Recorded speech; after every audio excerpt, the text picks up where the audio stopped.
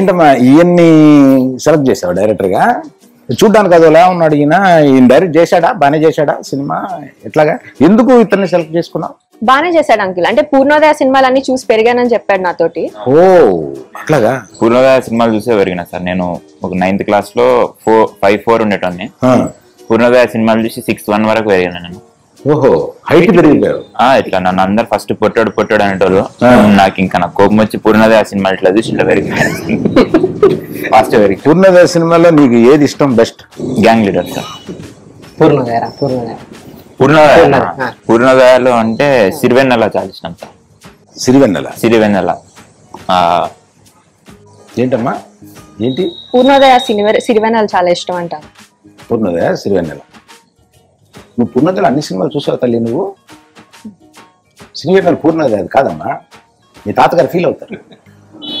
Sorry. పసివాడి ప్రాణం బాగుంటుంది sir. పసివాడి ప్రాణమా? ఎక్స్క్యూజ్ మీ, కాదయ్యా అది గీతా ఆర్ట్స్, అది అది నెగిటివ్ తీసుకెళ్ళి అందులో పెట్టేసావా పూర్ణోదయాలు?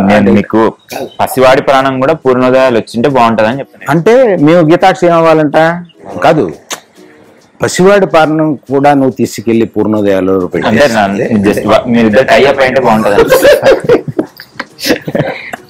అమ్మా శ్రీజ, ఇతన్ని నువ్వు డైరెక్టర్ గా సెలెక్ట్ చేసావు సరే, శాలరీ ఏమి ఇచ్చావు ఇతనికి? రెమ్యునరేషన్ ఏమి ఇచ్చావు? వాళ్ళు ఇస్తా అన్నారు సార్, కానీ నేనే వద్దన్నా. నేను శాలరీ ఏమొద్దు. ఓ, శాలరీ లేకుండా పని చేసావా? లేదు సార్, సినిమా హిట్ అయినాక నైజాం షేర్ నాకు కావాలని అడిగిన సార్. ఓ, నైజాం షేర్ నీకు కావాలండి. నీకు షేర్ అంటే ఏంటో తెలుసా? నీకు సినిమా రిలీజ్ అయిన తర్వాత షేర్ అంటే? షేర్, గ్రాస్, నెట్ ఇవన్నీ నేను చిన్నప్పుడు మా డాడీ డిస్ట్రిబ్యూటర్ సార్. చిన్నప్పటి నుంచి వీటి మధ్యలోనే వేరే. నేను చిన్నప్పుడు 5'8" ఉండేటోని. 5'8" నుంచి మళ్ళీ గ్రాసు, షేర్లు ఇవన్నీ విని నేను పెరిగాను. ఆపేమ్మా, నువ్వు ఎంత ఎదిగావో నాకు తెలుస్తుంది. నువ్వు ఆపే. ఏం చదువుకున్నావు బ్రదర్? నువ్వు ఏం చదివావు? నేను ఎంబీబీఎస్. ఎంబీబీఎస్? నిజం సార్, నిజంగా ఎంబీబీఎస్ ఏంటండి? నిజం సార్. ఈయన పక్కన ఉంటే ఎవరు నమ్మట్లేదు, నిజంగా నాకు డిగ్రీ ఉంది. అతను పక్కన ఉంటే నమ్మటం లేదు, అక్కర్లేదు, నిన్ను చూస్తేనే నమ్మటం లేదు. నిజంగా చదివాడా? అంటే సర్టిఫికేట్ అవుతుంది సార్. సర్టిఫికేట్ చదివితేనే ఇస్తారు సార్ సర్టిఫికేట్. ఏ యూనివర్సిటీ?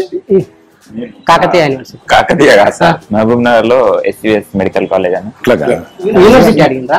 యూనివర్సిటీ ఉండదు సార్ అన్నిటికీ. నిజంగానే చదివావు అన్నమాట? నిజంగా ఎంబీబీఎస్. నిజంగా. మరి ఎంబీబీఎస్ చదివి ప్రాక్టీస్ చేయకుండా ఇక్కడికి ఎలా వచ్చేసి ఇవన్నీ చేద్దాం అనుకున్నావు? లేదు సార్, ఇది జస్ట్ పార్ట్ టైం. ఇది నెక్స్ట్ వన్ కి ప్లానింగ్. తర్వాత నేను ఒక అపోలో హాస్పిటల్ లాంటిది ఒకటి పెద్దది కట్టి కాలేజెస్ బిల్డ్ చేసి లాస్ట్ కి ఎట్లో అలా గీతార్ట్స్ తో టైప్ మన రామ్ చరణ్ ఉపాసనతో కూడా మాట్లాడింది సార్. జూమ్ కాల్ లో మాట్లాడి రామ్ చరణ్ ఉపాసనతో కూడా మాట్లాడి జూమ్ కాల్ లో కొద్దిగా ఆడియో క్లారిటీ బాగాలేదని వాళ్ళు పెట్టేసారు.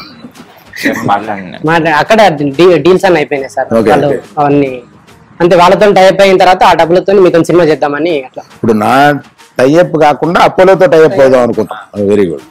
ఓకే, టైప్ అయ్యి తర్వాత ఆ డబ్బులు తీసుకొని వాడు చిన్నప్పటి నుంచి టైప్ సార్. వాడు చిన్నప్పటి నుంచి టైప్ అయిపోవడం అంటే ఇష్టం సార్. ఇందాక కింద వచ్చేటప్పుడు ఒక ఆయన వచ్చి, సార్ మీరు అర్జెంట్ గా గీతార్స్ లో సైన్ చేయాలంటే, నాకు ఇప్పుడు టైం లేదా ఈ సినిమా మీద అంటే అసలు వినకుండా బలవంతం చేసి మరి సైన్ చేపిస్తున్నారు సార్. ఇంకా ఫోన్ లైన్ చేసినా నేను. ఇంకా మీరు అడ్వాన్స్ ఇస్తే కొద్దిగా. నిన్ను సైన్ చేయించుకున్నాడా? ఎక్కడ? ఎంట్రన్స్ దగ్గర. ఎంట్రన్స్ దగ్గర. ఇప్పుడు నేను అడ్వాన్స్ ఇస్తే నువ్వు నాకు సినిమా చేసి పెడతావు. పెడతా సార్. కింద సైన్ చేయించుకున్నారు. అదేంటో తెలుసా నీకు? ఎవరన్నా కొంచెం దొంగ కోళ్ళు పట్టేవాడు లాగా ఉంటే లోపలికి వచ్చేటప్పుడు సంతకం పెట్టించుకుని పంపిస్తారు. అదేనమాట సంతకం. నాతో పెట్టించుకోలేదు సార్. పంపించేసి అట్లా కూడా లేరన్నా.